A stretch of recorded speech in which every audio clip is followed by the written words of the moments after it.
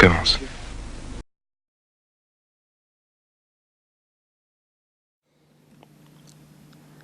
Un jour, je suis venu au monde.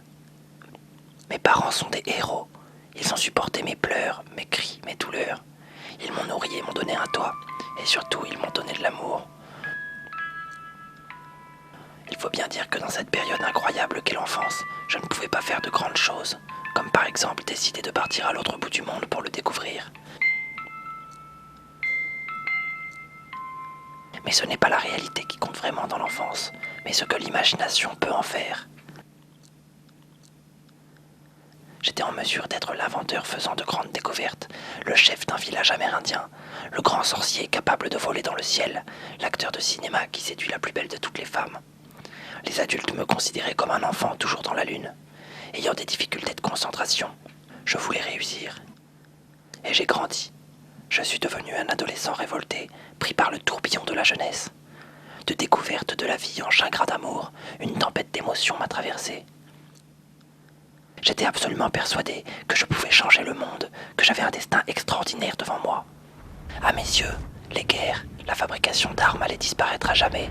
La haine, l'intolérance et la pauvreté étaient des choses inacceptables. Il me semblait également inconcevable qu'on continue bêtement de détruire notre planète si belle, si vivante. L'entrée dans la vie adulte a brisé certaines de mes illusions, mais mes rêves sont restés intacts.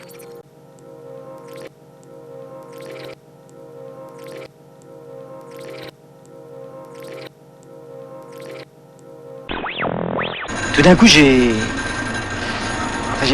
eu envie de ne plus rentrer dans le train. De plus jamais monter dans le train? Non, enfin jamais, non. C'est pas le mot, mais toujours le même train, vous comprenez, à la fin. À deux, ce serait plus facile, vous trouvez pas? Et donc, Ne plus prendre le train. Le sentiment qu'on était étouffé sous un discours dominant qui nous disait le capitalisme a gagné, c'est devenu un horizon indépassable. Les alternatives n'ont pas fonctionné. D'ailleurs, généralement, dans le discours dominant, la seule alternative au capitalisme qui était présentée, c'est le stalinisme. Donc voilà, donc il va falloir se contenter du néolibéralisme. C'est pas terrible, mais voilà, c'est tout ce qu'on a. Et que nous, on trouvait ce discours-là insupportable, hein, parce qu'on trouve pas que le capitalisme ce soit pas terrible, on trouve que c'est profondément destructeur et qu'il est impératif de le dépasser et qu'il y a beaucoup d'expériences pour essayer de le dépasser.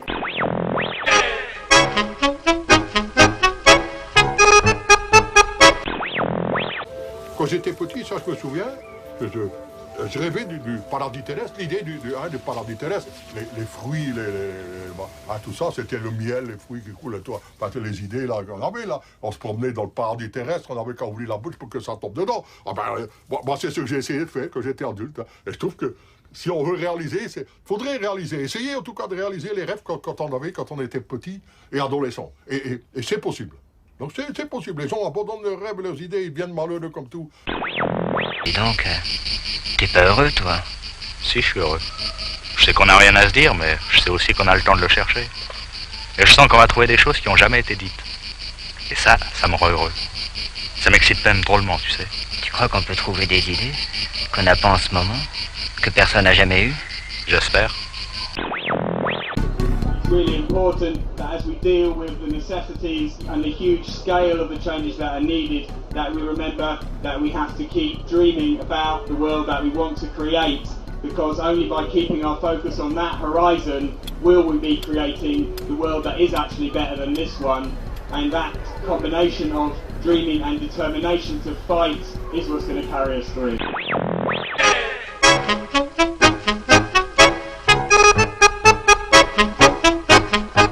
Pendant qu'un de nous tapine à l'usine, les 5 autres environnent à la campagne. On cueille du pissenlit, ou bien on glane du maïs, des pommes, des noix. Une paye pour 6, c'est pas le pied, mais bosser un seul jour par semaine... Il nous paraissait très important de se départir de la moindre suggestion qu'au problème du capitalisme pourrait se trouver une solution, un modèle à la recherche duquel il fallait se mettre, et quand on l'avait trouvé, paf, on faisait copie carbone et tout était formidable. Et que nous, on avait très envie, au contraire, de défendre l'idée de l'utopie, de défendre l'idée de l'expérimentation, des laboratoires. J'aime que les hommes se groupent, se réunissent. Et autre chose qu'un ennemi commun. Et un rêve commun. Et il faut choisir priorité au rêve ou priorité à son petit confort intérieur. Et je donne encore priorité au rêve. Peut-être que quand je serai vieux, je dirai le contraire. C'est très possible. Ça a des fruits et des épines.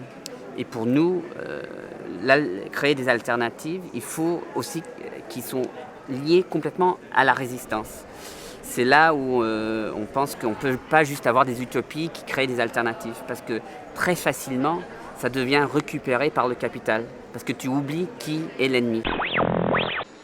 Si on s'engage dans des combats militants tout en ayant un pied dans une construction perpétuelle d'un autre mode de vie, c'est important. Et si on s'engage dans un autre mode de vie de type utopiste et qu'on reste replié sur soi, c'est dangereux parce que ça risque de toute façon asphyxier finalement le projet lui-même.